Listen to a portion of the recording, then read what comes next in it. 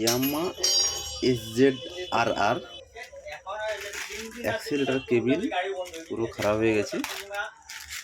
Accelerator ছেড়ে দিলে খুব জোরে আরপিএম হয়ে দাঁড়িয়ে আছে।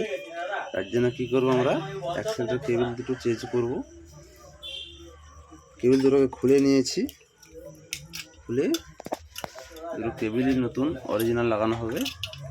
দেখো লাগানো হচ্ছে, কেবিল লাগিয়ে দেবো।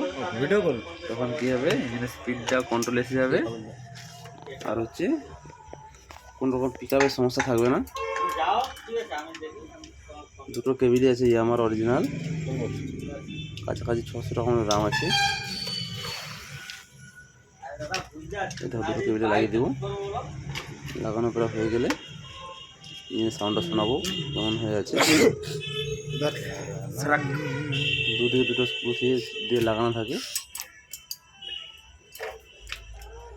আমাদের চ্যানেলটাকে সাবস্ক্রাইব করে দিও, যদি পারো একটু ফলো করো, শেয়ার করো।